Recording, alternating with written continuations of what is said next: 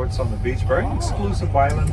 You will even find movie stars from the U.S. living over there. Providence. So you would fly into there instead of Grand Turk. Well, that's it. The flights come directly from the U.S., Canada, and the U.K. directly to Providenciales. Here on Grand Turk, we do have commuter flight service, which also fly to some of the Caribbean islands. Okay. What do you want me to do, man? Don't get all upset.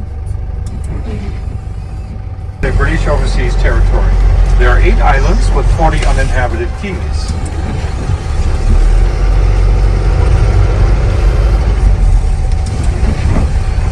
Now, the Turks and Caicos is a small group of islands located about 600 miles to the southeast of Miami, Florida, at the southern edge of the Bahama Island chain. Now, Grand Turk is the capital, and the reason for that is because it was the main salt-producing island, which began back in the 1600s. So they produced sea salt commercially back in those times, okay? There were 3 islands, and like I said, Grand Turk produced the most salt, so they made it the capital. The salt industry, though, ended in 1960, so we don't produce sea salt commercially anymore. You have the salt ponds, so? We do, yes, we do have the salt ponds. Now, folks, as you can see, we drive on the left side of the road, just like the UK. But down here, we say the left side is the right side, the right side is the suicide. Now, English, of course, is our main language spoken, and the U.S. currency is our main currency. Now, the indigenous people for the Turks and Caicos were Taino Indians, and they came directly from South America way back in the 1200s. Christopher Columbus, he came down this way in 1492. Of course, that's generalizing, but that's about the time when they said he was exploring. Yes. But he did make landfall in the Turks and Caicos. And of course, the Bermudians, when they came here in the late 1600s, well, they're the ones that started and ran the salt industry up until the 1960s, so it was a few hundred years of that. Now, because of Grand Turk's strategic location, militarily it was very important to the United States during the Cold War. So from the 1950s up until the 1980s, there was a Navy base and an Air Force base on this island. This area was a missile tracking station, the U.S. Air Force Base. And it was one of 18 around the globe that were tracking missiles during the race to space. Over here to the right is called Fire Hill. It's home to our flour company, but it was the site of a French fort in the 1700s. You can even see the old cannon right there to the right on top of the hill. Now, this time of year is actually kind of weird weather for us. Typically, it's very hot and dry. We don't get much rainfall. Ideal for making sea salt down here, but not agriculture. So we don't really have that, okay? And no manufacturing. The main industry is tourism. Now, all of our supplies and goods come directly from the United States by way of cargo ship. Food, building materials, automobiles, gasoline, and diesel. So once a week, we'll see a cargo ship and offload, and then that's how we get our supplies, okay? Over here to the left, the customs and duties area. So the ships will dock right out there and offload, and everything distributed from this point.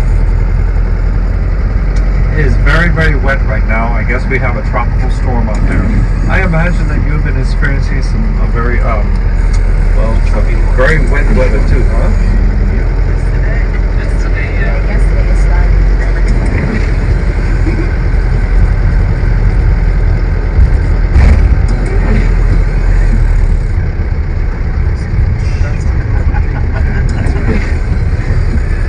Okay guys, over here to the left, this is the governor's place. Okay, this is 7 acres, which goes all the way to the beachfront, and we call this area Waterloo.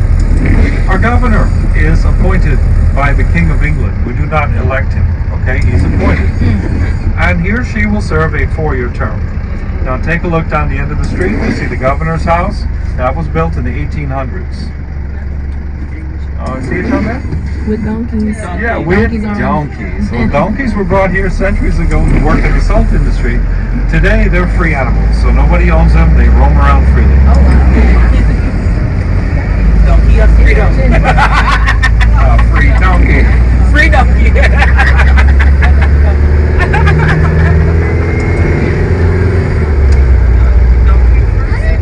Now, folks, the governor does have a title, which is Your Excellency. Yes. Of course, we like like to say, hello, governor.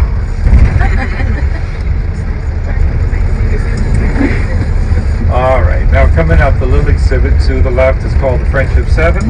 This is a replica. The original is in Washington, D.C., the Smithsonian.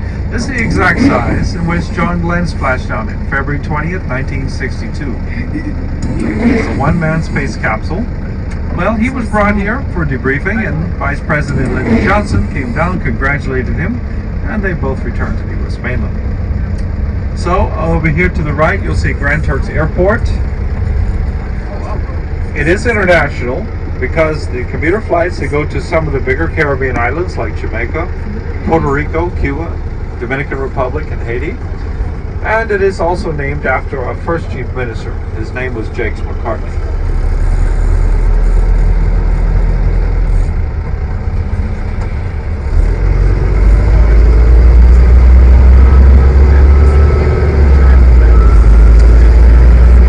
Grand Turk, as I mentioned, is the capital of the Turks and Caicos, but it's actually one of the smaller islands, okay? Grand Turk is just 7 miles long, mile and a half at its widest point, and approximately 5,000 people live on this island. Directly behind us, 8 miles away, is the island of Sulky. Sulky is only half the size of Grand Turk, and there are just about 45 people living on that little island. 45. You know, they call Sulky the island that time forgot, because when you go there, it is very peaceful, serene, and quiet. Okay, now, in this direction, 22 miles away is South Caicos, and as I mentioned earlier, East and Middle Caicos, which are the largest islands. Then you have North Caicos, Providenciales, the main resort island, and West Caicos. That's basically it right there. And in total, there are about 47,000 people living in the Turks and Caicos. Wow. 47? That was small. I thought it was a bit larger than that. No. These little islands, they're so small. You look on the map, it's like little dots on the map. That's how people mistake it for the Bahamas, you know. Yeah. They think we belong to the Bahama Islands. No. Anyway. 47,000. That's it. That's like a town. Now, it was mentioned about salt ponds, and they're coming up. You see a little one right here to the right. And as we come around the curve, you're going to see a bigger one. And you're going to see bigger salt ponds as we get to the center of the island. But about a month or so, about 5 or 6 weeks ago, before the rain started coming, we had a Category 1 storm, brought a lot of rain with it. Well, these ponds were dried up and sparkling white with sea salt. Okay? So, when the Bermudians came, that's what they seen. And that was back in the 1600s. They were like, what is that? Well, it was really bad. They know what it is. Okay. Salt was like gold back then, okay? Yeah. They had no refrigeration, preserved food. Even today, salt codfish, bacala, you know. Oh, yeah. Well, Everybody get friends. this little island seen tall ships come from Europe, Canada, England, and the United States back in the 1800s. They used to trade gold for the salt. It was called white gold back in the day. Now, mind you, we still see sea salt, but we don't buy that anymore. We go to the store, get our box of Morton salt. That's it. There are 6 communities on Grand Turk. You look at the houses carefully, you'll notice there are no numbers, no mailbox. That means we have no addresses down here, okay? We do have a post office. You need your mail, you go to the post office and get it. There are no stoplights, no red lights, nothing like that. You'll see some street signs. That one is down, I guess. I don't know why, but we have street signs. But Grand Turk, again, is not commercialized. In other words, you're not going to find a large department store like a Walmart or a Target, and no fast food restaurants, no McDonald's, no Burger King. Very important.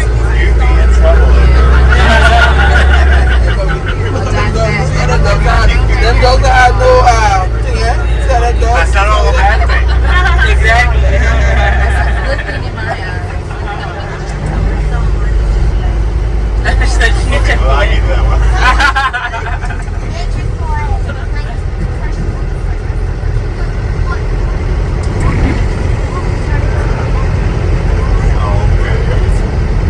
Now, you're probably wondering, how do you address your package? That's what I was thinking to say. I was about to ask. put your name on top. Under which you put Turks and Caicos Islands. Under that you label the island you're living on. Grand Turk, BWI, which stands for British West Indies. Right. That's it. And just your name. Your name. Your name on the top. But if you have two John Lewis Oh yeah. What if there are two John Lewis? on the island. Everybody knows everyone down here. Everybody knows that. If you was to ask somebody for directions, they give you somebody's name. They know people down here. Okay. This is our main hardware store. Huh. We got two hardware stores. Over to the right is KB Home Supply. Now, thankfully, we do have cell phone service, internet, cable TV provided through Digicel and Flow. Over here to the right, you'll see the beginning of the main town salt ponds. Now, they would allow the seawater in. There was a series of canals that would let the seawater flow through, fill up these ponds, and it would evaporate in 12 weeks. It would 12 then, weeks? in about That's a 12 short weeks, time. and believe me, it gets super hot and dry down here. Wow. All that water evaporates, turns to salt, they rake it up, and the donkeys would carry it out to the front street, and basically that's how they did it, okay? Now, folks, we are world renowned for scuba diving, okay? Some beautiful beaches. Now, you see the different colors in the ocean? Yes. Okay, that's a really unique feature. I'm going to explain that in just a minute to you. Over to the right, Blue Water Divers is one of 3 dive shops on the island. And over to the left, Osprey Beach Hotel is one of 3 hotels as well. And we also have Airbnbs and vacation rentals.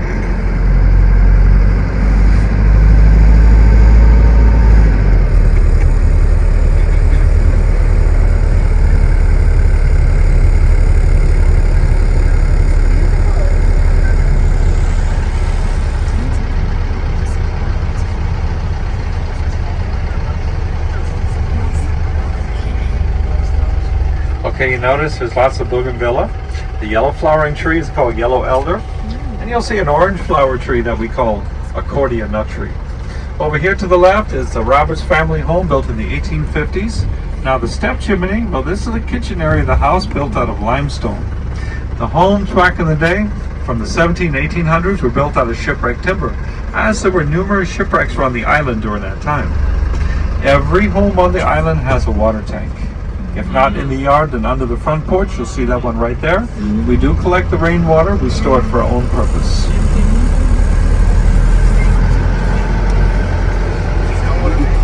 A very popular place for drinks and food right here is called the Sandbar on a very beautiful beach. And all the beaches in the Turks and Caicos are public. No private beaches, all right? That's lovely. I love that. Coming up to the right, you see the Salt Raker Inn to the right? This was built in the 1800s. Now folks, the main feature, you see where the green meets the blue. Yes. Okay, it gradually gets deeper. Where the green is at is about 100 feet, but then you look down into the depths 7,000 feet down, okay? Whoa! It's called the That's a huge drop-off. drop. That is a drop-off. That's the drop-off. This is why we're world renowned for scuba diving. Scuba divers refer to it as wall diving. Well, yeah, because you just see us drop in. It's a unique feature where the drop-off, the real ocean is very close to the shore. So, How far out? you know, it varies. It depends on where you're at on the island. It can get even closer. Like at the cruise port, it's actually fairly closer.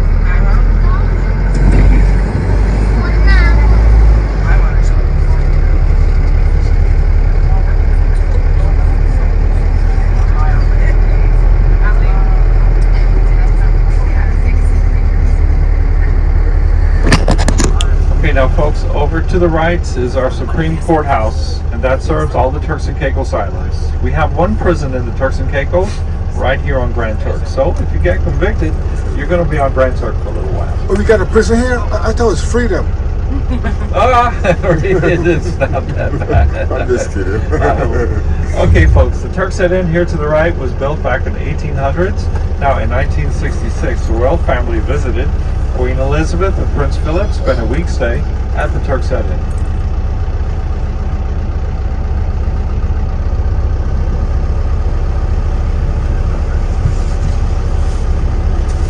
Over here to the left, the oldest house on the island was built in the 1830s. Developed by the Bermudians. You'll notice how steep the roof is. And that has to do with the Well, no, that's to deflect the high winds from the hurricanes. So that's designed that way.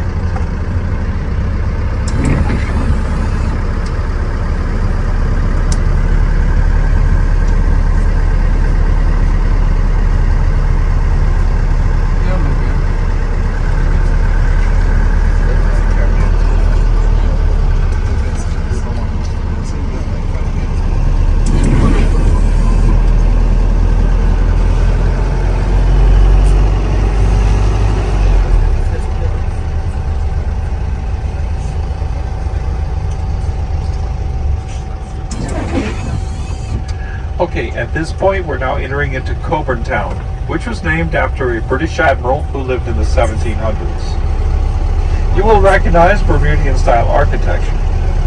Now, Grand Turk actually started developing in the 1700s. Tall ships came from around the world for their load of sea salt.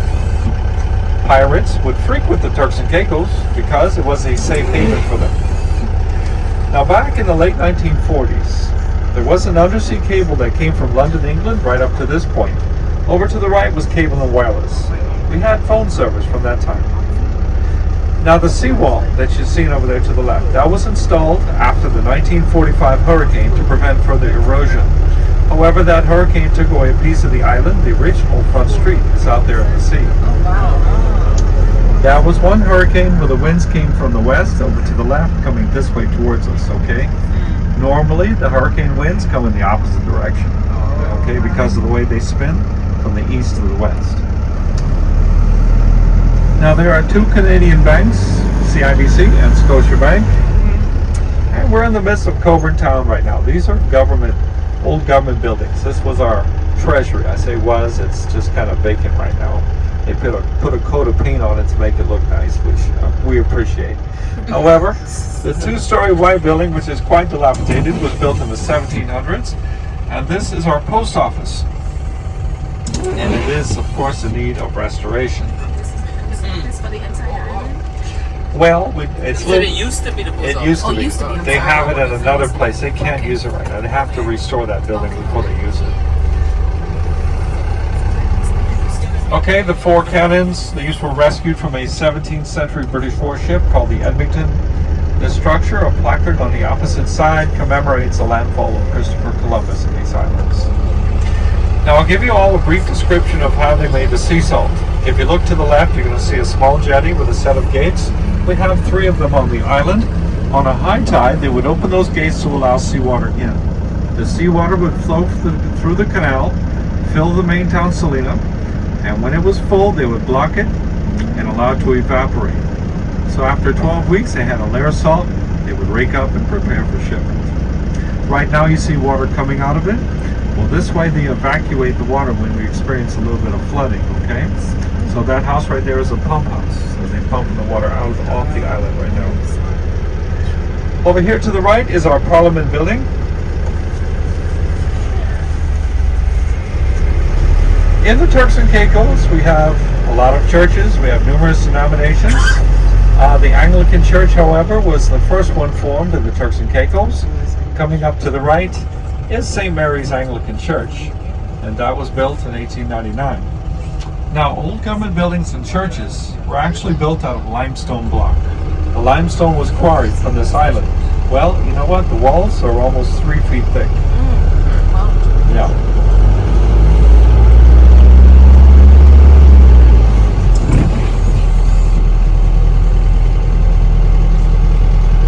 Over here to the right, Grand Turk's Public Library. That was built in the late 1800s. Yeah, that's what happens when you leave the gates open, folks. The donkeys always find their way in. Now, if you look over to the right, you'll see the main town salt ponds. And we're going to come back around that way on our trip back from the lighthouse, okay? We'll see that up close. The second wharf is the Old Salt Wharf, and this is where the donkeys will bring the salt to be loaded onto the tall ships. Over here to the right is Carnival's Welcome Center. Now across the street, the Eunice Lodge, that was built way back, I don't even remember, but I do know this date. They say in 1834 the Emancipation Proclamation was read off the balcony, and that's the time when they ended slavery in these islands.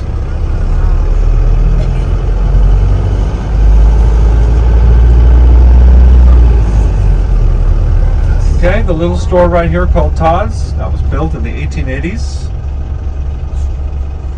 And the two-story white building was a salt warehouse built in the 1700s.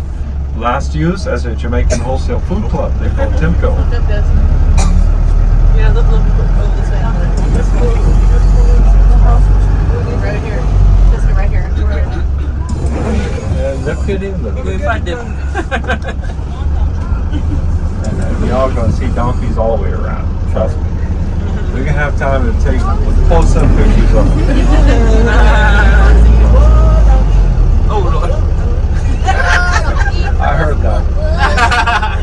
This right here is our Freemasons Lodge that was built in 1855 and still an active organization at these islands. That's right.